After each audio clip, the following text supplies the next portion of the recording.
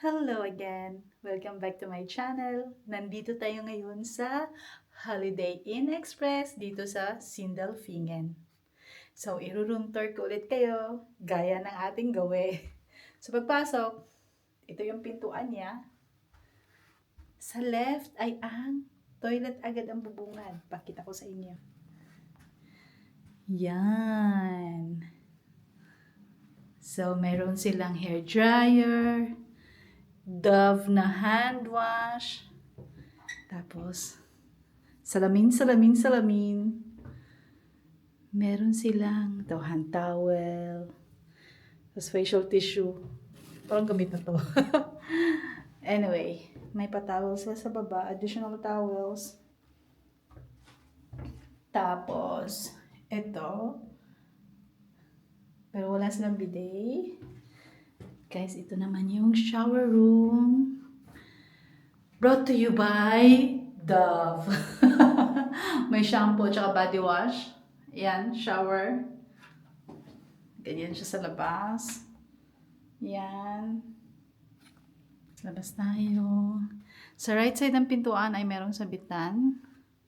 At dito sa gilid ay may maliit na mirror again. Puro mirror.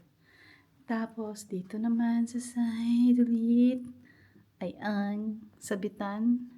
Siyempre nilagyan ko na agad ng aking jacket. Tapos papasok na tayo sa bed proper. Pero sa left muna tayo. Ito. Meron ulit may malaking salamin. Ay, salamin! Tapos opposite sa malaking salamin ay lagayan ng maleta. Pero ngayon guys, wala tayong dalang maleta ha. Kasi one night lang tayo magstay. Bag lang yung dala ko. Tapos ito na yung bed. Queen size bed. Tapos meron silang pa-table.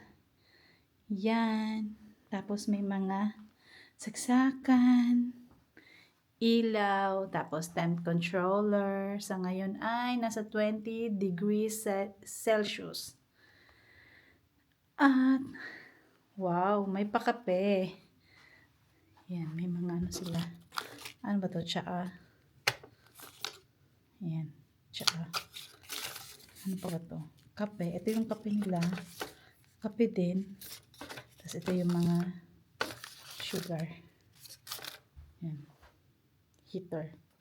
Water heater. Tapos ito, rubbish bin. At ayan yung TV nila. LG TV. Ano ba dito? Wala. Ano lang. Yan. Tapos, sa bedside table ay control. Namatay yung ilaw. Ilaw uli.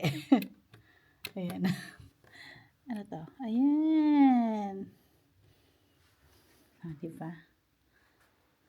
Tapos, meron pala doon, di ko napakita. Ayun na yung bag ko. Phone.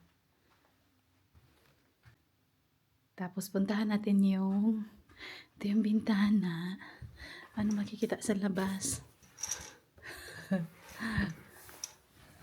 Hello, labas.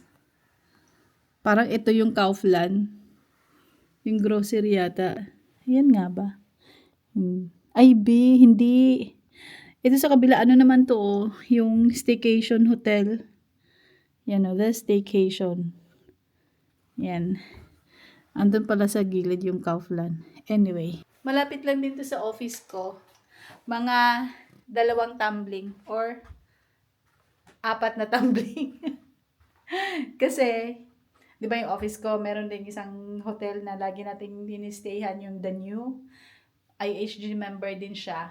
Tapos sa likod ng office namin, mga 4 na tumbling, 2 to 4 na tumbling. Itong hotel na to, Holiday Inn Express, dito sa may Sindelfingen.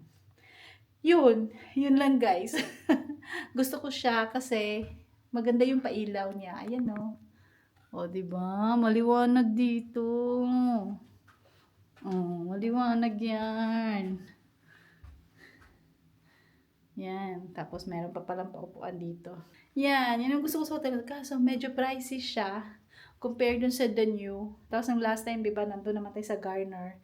So, lagi tayo nag-i-stay. Pag pumapasok ko sa trabaho, lagi tayo nag-i-stay sa IHG member na hotels. Para naman yung level status natin, kada stay ay mag-level up yung level status natin at saka may mga pa-points sila. Actually, yung booking ko dito ngayon sa Holiday Inn, ginamit ko ay points. Yun lang. So, thank you for watching. Bye-bye!